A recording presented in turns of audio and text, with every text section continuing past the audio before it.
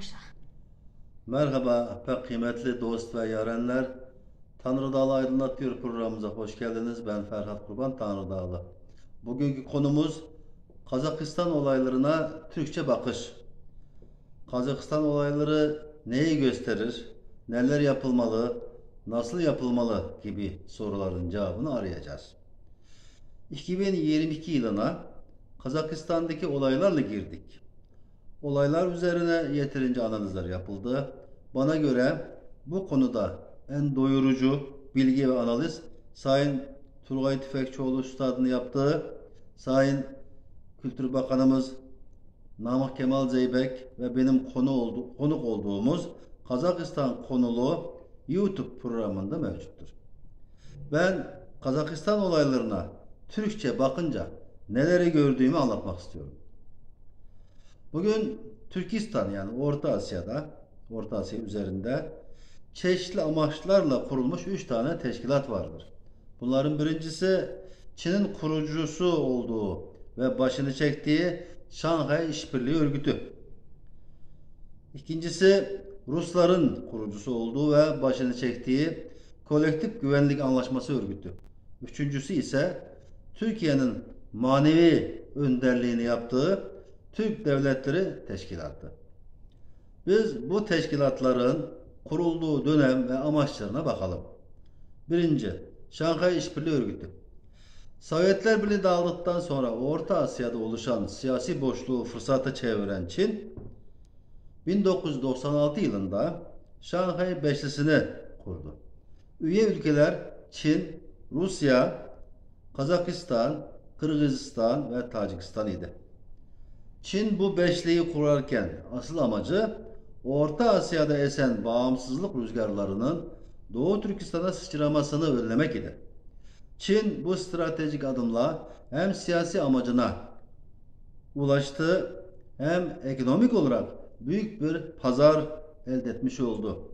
2001 yılında Özbekistan'ın da katılmasıyla Şanghay Beşlisi resmen Şanghay İşbirliği Örgütü olarak değiştirildi. 5 yıllık siyasi ve ekonomik kazanımları sayesinde Çin 2001 yılında Dünya Ticaret Örgütü'ne üye oldu. Çin, Türkistan'dan ve Türkistan üzerinden dünya pazarından elde ettiği ticari kazanımları sayesinde 2010 yılına gelince ekonomik süper güç konumuna yükseldi. Süper güç olunca hemen Türkistan üzerindeki gerçek emelini dünyaya ilan etti ve dedi ki Kazakistan, Kırgızistan, Özbekistan, Türkmenistan, Tacikistan ve Sincan yani Doğu Türkistan Orta Asya olarak adlandırılır. Orta Asya Tanrı'nın bugünkü Çinlilere lütfettiği zengin bir pastadır. İkinci örgüt ise Kolektif Güvenlik Anlaşması Örgütü. Dağılma sürecini atlatıp gücünü toparlayan Rusya 7 Ekim 2002 tarihinde bağımsız devletler topluluğu ülkesi olan Kazakistan, Kırgızistan, Tacikistan, Belarus ve Ermenistan'ın katılımıyla Kolektif Güvenlik Anlaşması Örgütü'nü kurdu. Rusya bu girişimiyle Çin'e ve dünyaya Türkistan halen Rusya'nın arka bahçesidir mesajını vermiş oldu. Üçüncü teşkilat ise Türk Devletleri Teşkilatı. 1992 yılında dönemin Başbakanı merhum Süleyman Demirel ve Kültür Bakanı Namık Kemal Zeybek'in öncülüğünde Ankara'da Türkçe konuşan devlet başkanları zirvesi yapılmış olup bu birlik önceleri Türk dili konuşan ülkeler İşbirliği Konseyi, daha sonraları ise Türk Konseyi, 2018'de ise Türk Keneşi adını almış ve nihayetinde 12 Kasım 2021 tarihinde adını resmen Türk Devletleri Teşkilatı olarak değiştirmiştir. Bu teşkilatın Doğu Türkistan Cumhuriyetlerinin kuruluş günü olan 12 Kasım gününde Türk Devletleri Teşkilatı olarak adlandırılması ilahi bir tevafuk olmuştur. Bütün bu teşkilatlarda hem toprak büyüklüğü hem doğal zenginlikleri ve jeostratejik konumu itibariyle kilit ülke Kazakistan'dır. Bu açıdan bakıldığında Kazakistan olayları 2022 yılında dünyanın gündeminin Kazakistan üzerinden Türkistan olacağını ve Büyük Türkistan'ın yukarıda bahsedilen 3 teşkilat arasındaki güç mücadelesine sahne olacağını göstermektedir. Bu güç mücadelesine kim ne kadar hazır? Olaylardan hemen sonra Rusya, Kolektif Güvenlik Anlaşması örgütü çerçevesinde, yani bu şemsiye altında Kazakistan'a asker gönderdi ve yerleşti. Yani Rusya, Türkistan'da olabilecek her durum için hazırlıklı olduğunu gösterdi. Hangi durumda ne yapacağını bildiğini gösterdi.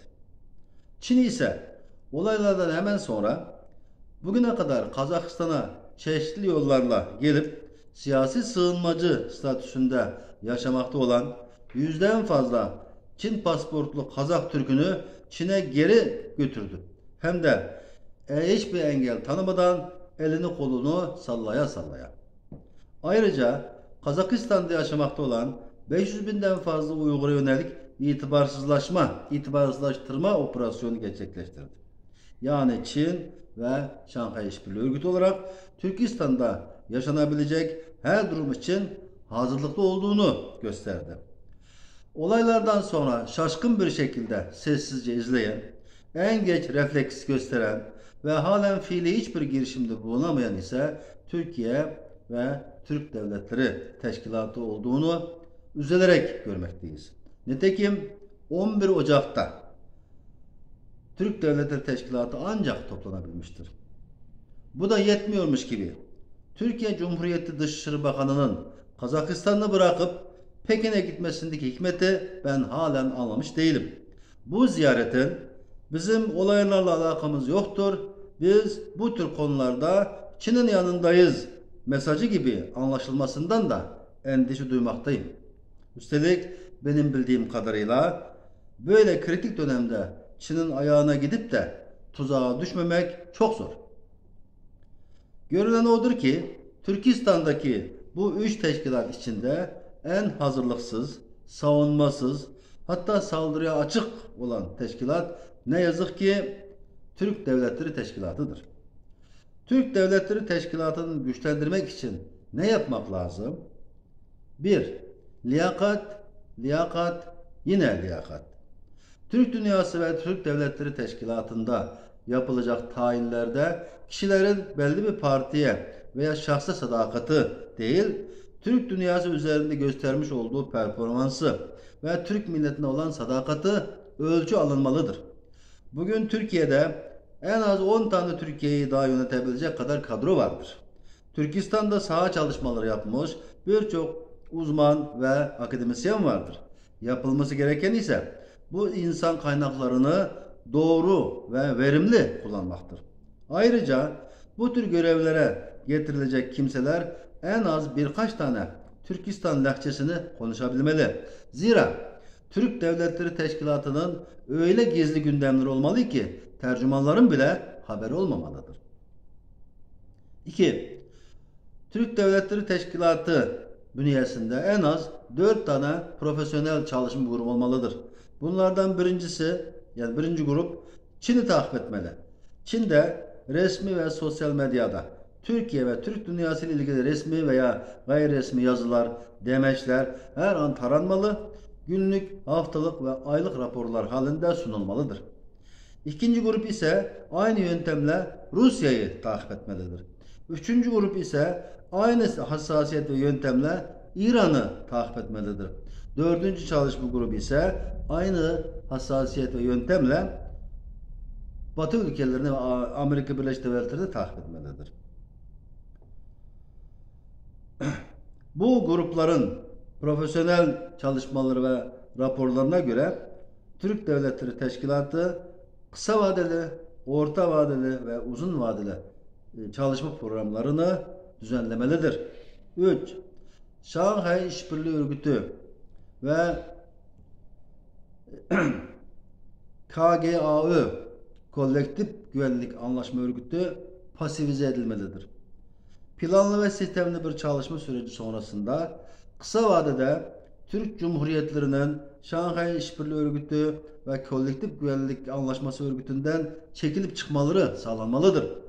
Türk devletleri bu boyunduruklardan kurtulduktan sonra Şanghay İşbirliği Örgütü ve Kolektif Güvenlik Anlaşması Örgütü pasifize edilmelidir. Uygurlarda bir atasözü vardır. Bir kazanda yani bir tencerede iki kelle sığmaz, üç kelle hiç sığmaz. Türkistan, Türk milletinin ata yurdudur. Ata yurtta Türk Devletleri Teşkilatı'ndan başka hiçbir birliğin ve teşkilatın yaşama şansı olmamalıdır. Türk milletinin büyük dirilişi, Uygurların Çin zulmünden kurtulması ve Doğu Türkistan'ın bağımsızlığını kazanması ancak bu şekilde gerçekleşebilir.